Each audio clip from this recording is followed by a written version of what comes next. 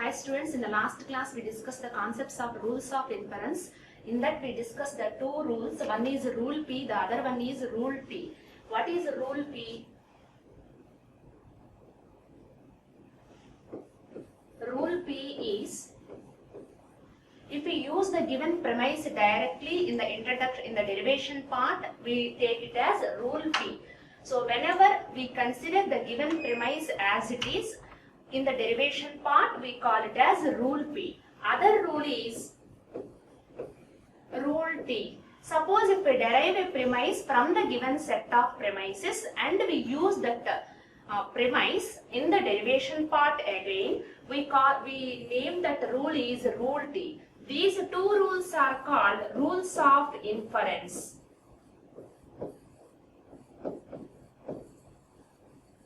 In the last class we discussed the rules of inference. Those two rules are rule P and rule T. Now we discuss the other rule, which is rule CP. We call it as rules of condition proof, otherwise deduction theorem. When we are using this rule CP means, suppose in given problem consisting of conclusion is R conditional S. What is the conclusion? R conditional S is the conclusion. To derive that conclusion, we consider R as an additional premise, right?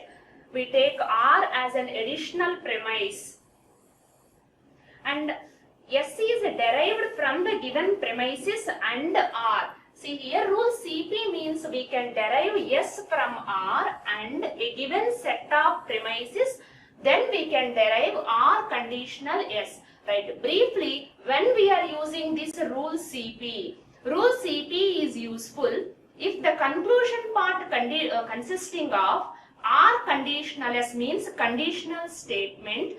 We consider this R is an additional premise. Whenever we are considering R as an additional premise, we introduce that R in the derivation part by considering it as an additional premise. So we say that is rule CP, right? So rule P is useful if we write directly the given premise in the derivation part, we call it as rule P. After using the given set of premises, suppose if we derive a premise, again we reuse that deriving premise, we call that as rule T. Rule CP is useful if the conclusion part consisting of R conditional S, any implication statement is there, that implication left side we consider it as an additional premise. By introducing that additional premise, we call it as rule CP, right? Now we will see the problem on this one. Prove that R conditional S can be derived from the premises P conditional, Q conditional S, negation R, P and Q. So what is the conclusion here? Conclusion is R conditional S. Whenever the conclusion consisting of conditional statement, so consider R as an additional premise. Let's see here solution. So here given premises are, we consider it as let P conditional, Q conditional S be 1. Next, negation RP is taking as 2. Next, Q is taking as 3. And because our conclusion consisting of conditional statement R conditional S, in that conditional statement, the left side part is R. So take R as fourth premise, right? So why we are giving like these numbers to the given premises means, as per our convenience we are giving the numbers, right? Now we see the solution.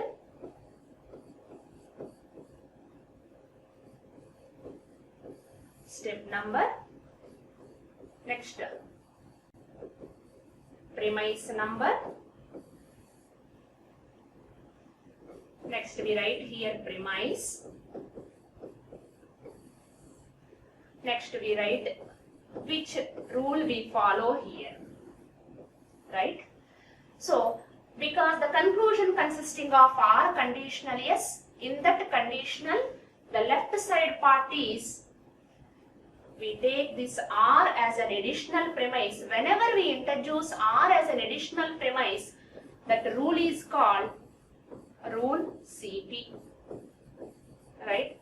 It is an additional premise, right? Next step, because here we are introducing this R as an additional premise, already we are giving this R to number 4. So premise number is number 4. Next one, second step. What is our conclusion? Our conclusion is we must lead to finally yes. How can we get that yes? Here yes is there. To get yes, we must come to Q. How can we get Q? To must move to P. How can we get P? Where P is there? Here P is there. That means we have to use this second premise, then we move to finally yes step by step. Right. Now I introduce the second premise. What is the second premise? Negation R P is the second premise. Because we are introducing or we are writing the given premise as it is, we call it as rule P. Next step. By using R, negation R P, we get P. This is a derivation part, so we write it as rule T. Which steps here we are using means by using steps 1 and 2. Which formula we use here means R comma negation R P is we use the formula of disjunctive syllogism. The conclusion. See here, using indirect method of prove that P conditional. What is a disjunctive syllogism? Negation P comma P R Q is Q. So here R comma negation R P. In the first one which says R is true. In the second one which says R is false. So what is our output? P is the output. Conditional R P. Next. Now we have P. Negation Now, of P and by R using that P3. P, we introduce the first premise. That means we write the given premise as it is. So P conditional, Q conditional, S. Because our conclusion Because is R, we are instead writing of the proving premise R, as it I am is. taking it as indirect method. So negation R it is P rule fine. P. Right. So next Yes, we step. do this one here. Now we have P and Step P number. conditional, Q conditional, Premise S. number. So by using derivation, rule is T. Next Derivation rule premise. is T. And steps 3 and 4. Next rule. And Step it is number like 1. P comma P conditional Q. The formula name is, First I introduce modus premise ponens. one, which What is the formula? negation R, P which is comma P conditional Rule Q is CP. P Because we are taking to it as Q. additional premise. It is not a P given comma premise. P conditional Next, step Q number conditional 2. S. We In the write place here of Q, here we have Q which is conditional premise S. number 4. Right. Next Using step. rule P, it is a given premise. In 3 we Next. have Q In the is next there. one, Now using introduce this 3. negation R, P, R, What is R, the we third get P. It given is a premise? derivation part. Q. So rule Because is we are rule writing P. the given premise as it Steps is. 1 and 2. So that rule is a rule Using the P. formula disjunctive So syllogism. next step. Right? So We next have step, Q comma Q because conditional we have yes. P, we introduce the first one.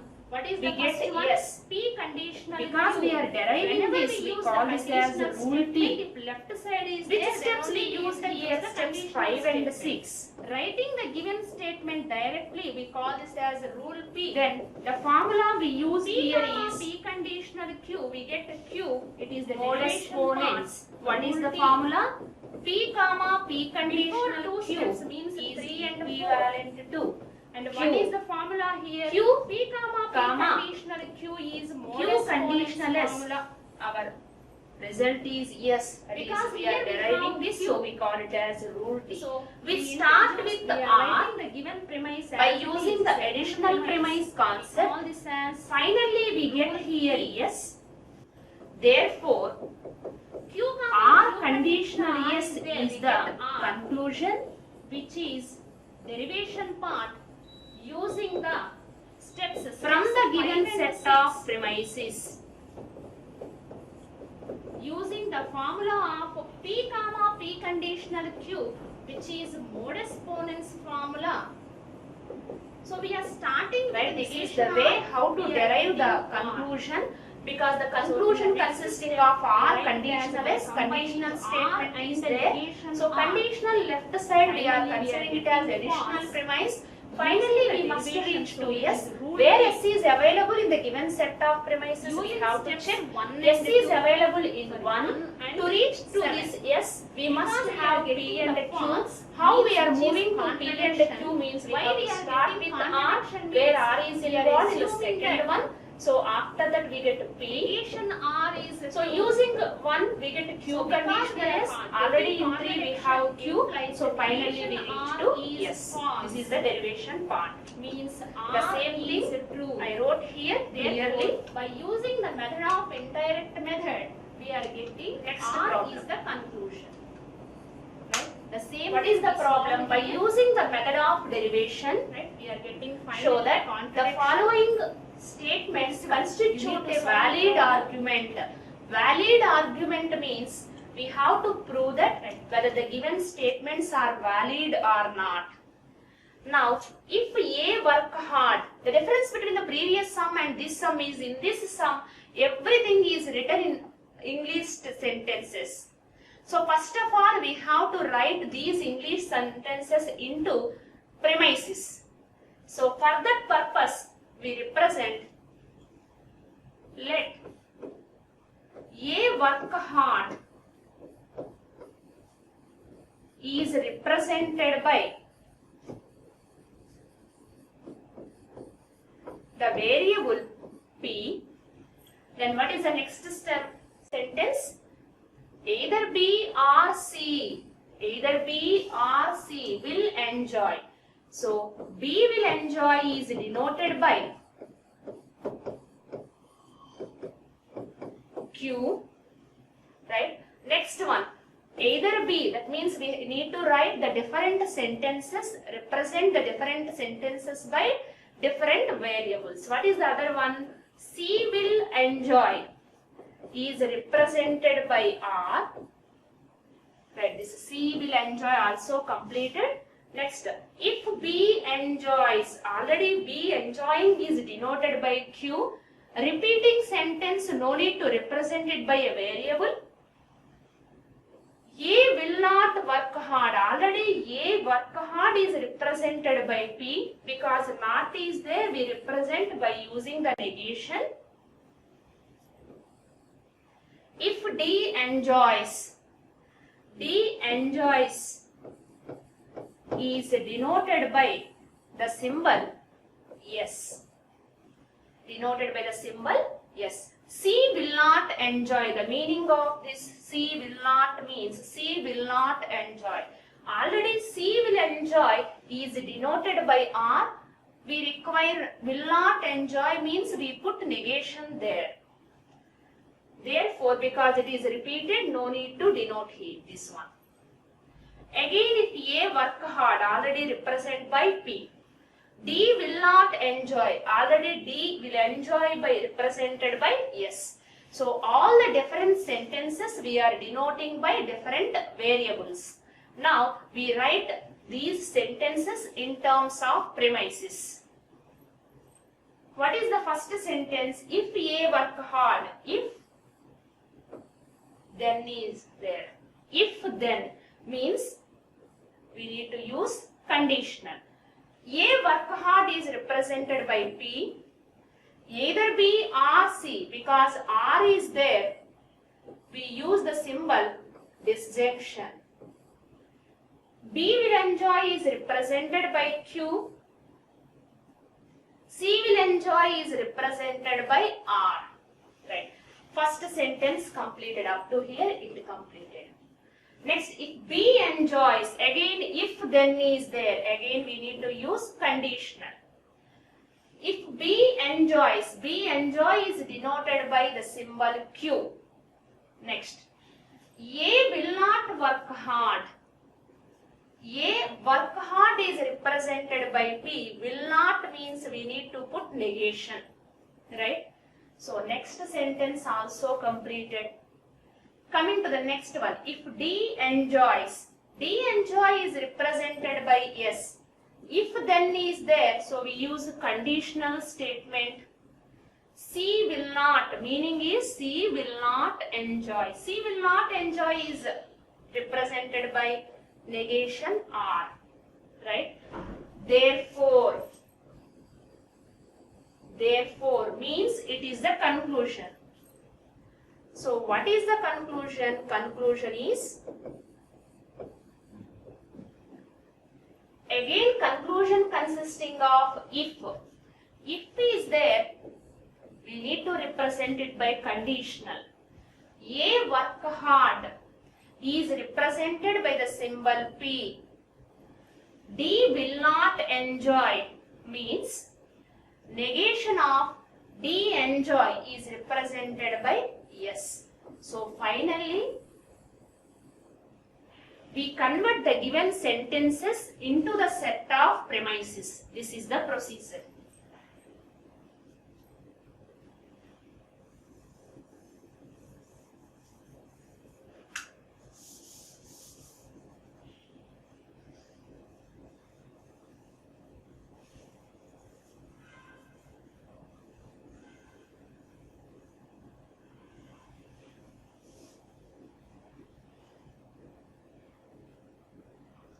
Now we will see the problem, how to solve this set of premises, how will we get this conclusion, because the conclusion consisting of this P, we have to consider it as additional premise. So I am representing this P conditional Q R R B, first premise. Next one, Q conditional negation P B, second premise. Next, S conditional negation R be third premise, because the conclusion consisting of P conditional negation S. So the left side part we need to take it as additional premise, that is, and PB fourth premise. Right? So we are denoting it as 1, 2, 3, 4. As per our convenience, we solve the problem. So we use this table representation, step number, then premise number, next premise, next rule, which rule we are using. Right. So because our conclusion part, other part consisting of negation yes, finally, we need to move to negation S. Where S is there? Here S is there. To reach to S, we require negation R. How can we get this R part? Here R part is there. Q R R. To move to Q R R, it requires the left side part P. Right? So first we are taking it as step 1. We are writing the fourth premise. Because it is an additional premise rule is rule CP.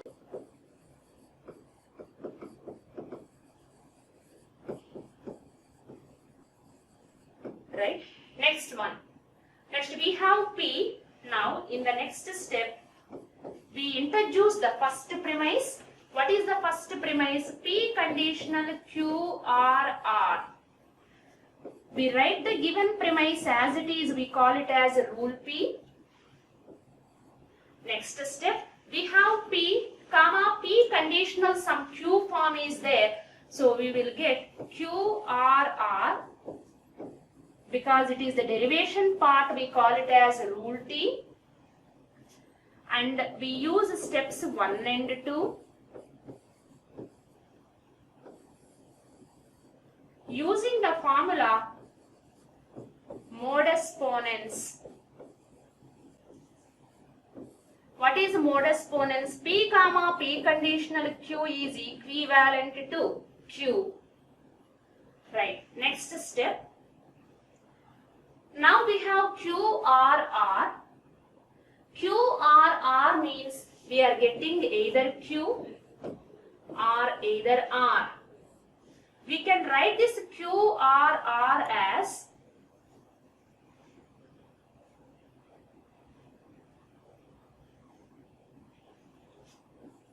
negation or conditional Q using the derivation part rule T using step number 3.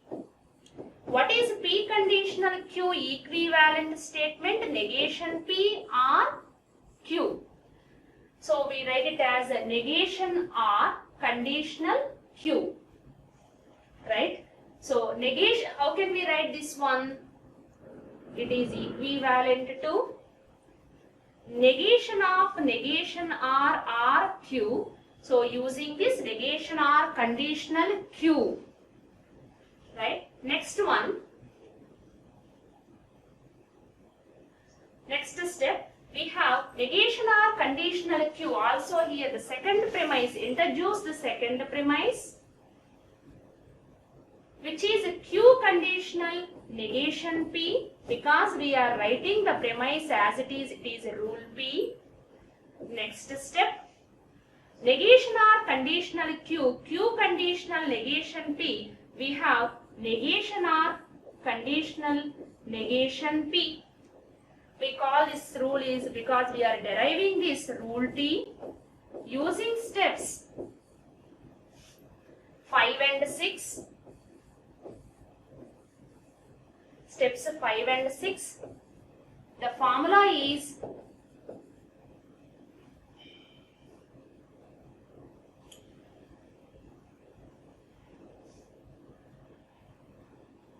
hypothetical syllogism.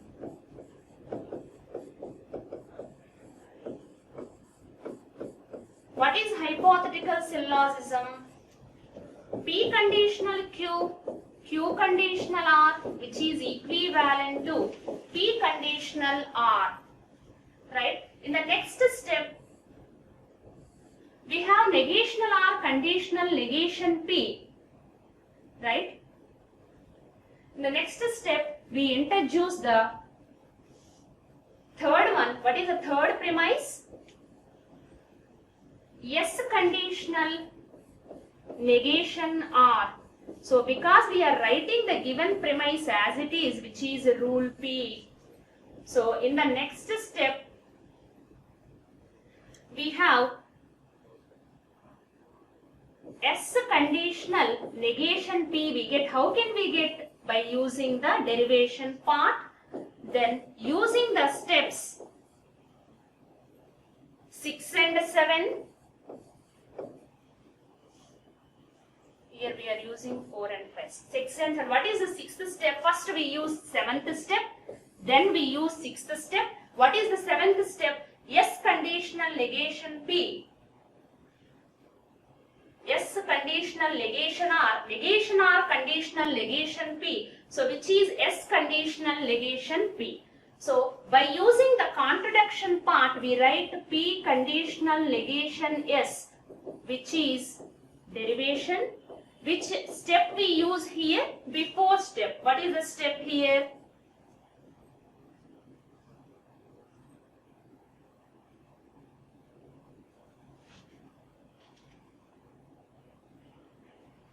What is the step we use here? Step number 8. Right? And using contradiction part. So initially we start with P, finally we move to conditional S, negation of S. So in the next step, one more step is there, I wrote here. In the ninth step, P conditional negation S, we get negation S. Therefore, P conditional negation S is the conclusion for the given sum. Right, if you observe here clearly, we start with P, Finally, we are moving to P conditional negation yes by using the hypothetical syllogism. Therefore, given set of premises constitute a valid argument because we start with P and finally we move to negation yes. Therefore, P conditional negation yes is the conclusion because we are getting the conclusion. Therefore, which is a valid argument. Right? Next sum. This is also a sentence problem. You need to represent each sentence by a variable and convert it into set of premises. Using the rules of premises, derive that problem. Otherwise, it is a valid argument. Next one, indirect method of proof. To show that a conclusion C follows logically, follows from a given set of premises. So what are the given set of premises? H1, H2, so on, Hm, and conclusion is C. So what is the method? Indirect method. So instead of getting C is the conclusion, we are taking C is false. C is false means negation C is true. So H1, H2 and so on Hm are the given set of premises and including negation C also here. By combining all these premises, finally we get a contradiction means false. Therefore, negation C is true does not hold means negation C is false implies C is true. Because C is true, therefore by indirect method we are getting the conclusion. See here, using indirect method of proof, prove that P conditional Q, Q conditional R, negation of P and R, P are equivalent to R. This is the conclusion C. So I am taking it as P conditional Q V1, Q conditional R V2, negation of P and R V3, next P R V4, and because our conclusion is R, instead of proving R, I am taking it as indirect method. So negation R be 5. So just we prove this one here. Step number, premise number, next premise, next rule. Right, step number 1.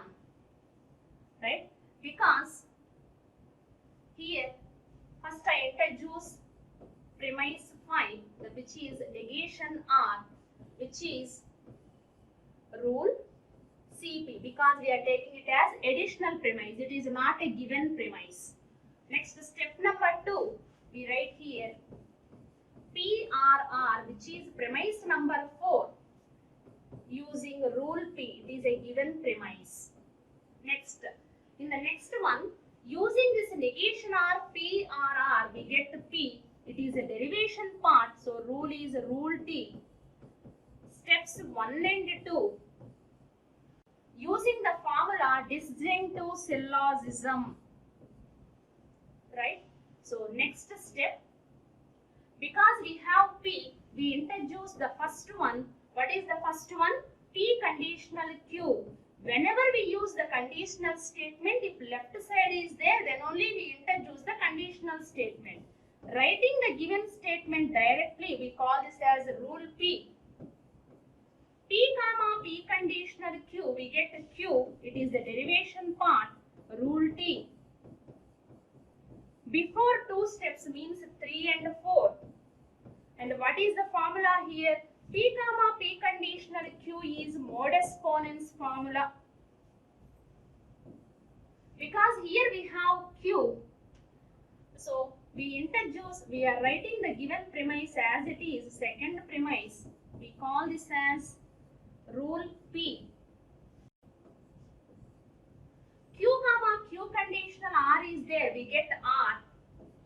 which is derivation part, using the steps 5 and 6,